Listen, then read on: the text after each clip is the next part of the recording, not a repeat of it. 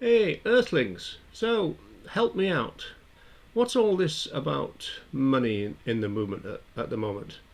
I've recently seen this shocking AV video. It's to do with Carbstrong and Save and the mysterious donor.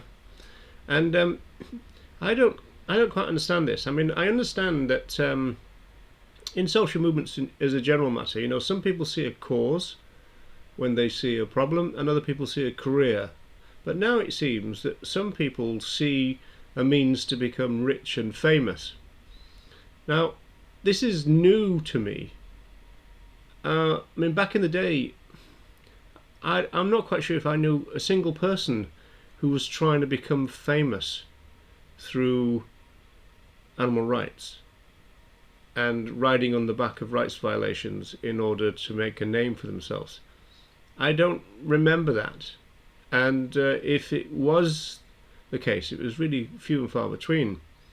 Now you've got this new form of careerism in the movement, this new celebrity veganism malarkey. And it really seems a bit weird to me, but also on a movement level, it's counter-revolutionary. It disempowers the grassroots in the name of the grassroots. Anonymous for the Voiceless is not a grassroots group. It's got a power structure, it's got a hierarchy, it's got wages, and clearly it looks like they've been kind of found with their fingers in the till. And so the donor sent in Mr. Armstrong to sort it out. But, why? I mean, why do animal activists need Paul Bashir to be paid lots and lots to show them how to stand in a cube on a street with some laptops? Why does Save need anything at all in the age of the internet? I mean, all they need is a Facebook page, surely. An Instagram account or something. I mean, why do you need to have a load of money flying around in these groups? I mean, why, tell me. Why do you need people getting rich in order for a group of people to end up outside a slaughterhouse for a few hours? In the age of the internet, how come that's even necessary? I mean, the ALF didn't have a donor and somebody telling everybody what to do and telling everybody what to wear. The liberation leagues didn't have this kind of hierarchical paid structure with loads of money flying around and donors. The hunt saboteurs don't have donors where everybody flies around with standard t-shirts and all this crap. This is just marketing, kind of bullshit. So what's going on in this movement? Why do we need the money going to individuals to then tell people how to stand in a bloody cube on a street? I mean, I don't understand that. How do you need money in Save to organise for a few people to get to a slaughterhouse? I mean, you do that through Facebook, don't you? Through networking in your local community with all the groups. You get to know all the animal activists. It irks me a lot, really. I mean, I know this group in Dublin called VEGO, Vegan Education on the Go, and it's run by someone who runs an animal sanctuary, Declan Bowens.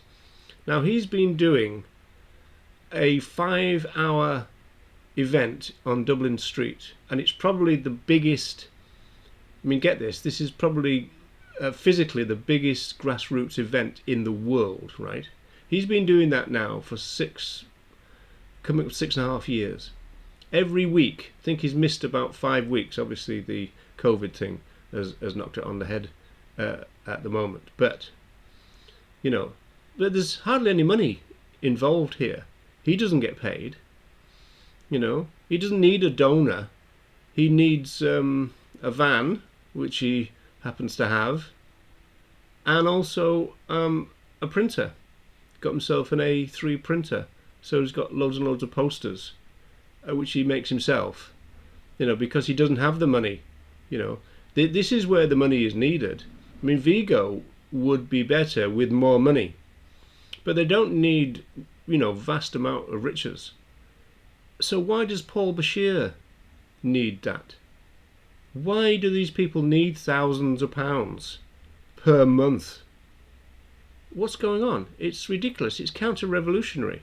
That money needs to be spread around within the grassroots of the movement for them to buy stuff to campaign with, not to pay wages. And if you want people who are, working full time, for the other animals, fair enough. But I mean, minimum wages we're talking about here, maximum hours, minimum wages. Not least because the richer they get, the more taxes they're giving to the vivisectors. Right now, all the countries of the world are scrabbling to get a vaccine for COVID. And that means that if you're rich, you're paying a lot of tax, then that means that a lot of vegans giving money to someone like Armstrong are giving money straight to vivisectors. Think about that. The richer you make him, the more tax he pays, the more that the vivisectors get. And of course, all the animal farmers through subsidies, usual stuff. These guys should be transparent. They should be saying, look, I'm actually getting too much now. I've gone onto a higher tax bracket. I need to come down. That's what should be happening in the movement. And then that money could be spent somewhere else. So rather than making Armstrong even richer, so he could give more money to vivisectors, you could give a bit of money to VEGO instead. How about that? I obviously don't understand money, because I don't understand how this has happened, that we've now got rich animal activists flying around the world just in order to tell people how to stand in a f***ing cube. How does that even work? That you need somebody to tell you how to stand in a square holding a laptop. Isn't it bizarre? Come on. Or how to organise a few people to get outside a slaughterhouse and then put it up as a video on Facebook. Who can't do that in the age of the internet? We don't need rich activists in the same way as we don't need national groups. This is the age of the internet. We can do it ourselves. That's the revolution. Not to make people rich and famous or give them a career for years and years and years. This movement sometimes doesn't make any sense. I'll be really interested to see, am I missing something here? Tell me in the comments. Do you need Paul Bashir to tell you what to do? What's going on? Anyway, Earthlings, sorry about the rant. It wasn't meant to be, but it ended up being, but there you go. I'm just a bit baffled. I saw that video yesterday, and it's been playing on my mind, kind of like, go back to the 70s and the 80s. You don't need a Paul Bashir to tell people how to organise a few people buy a few balaclavas and get themselves out there in an old battered van and rescue some other animals. You don't need somebody to tell you how to do that. You just do it. It's counter-revolutionary, this movement at the moment. It's ridiculous.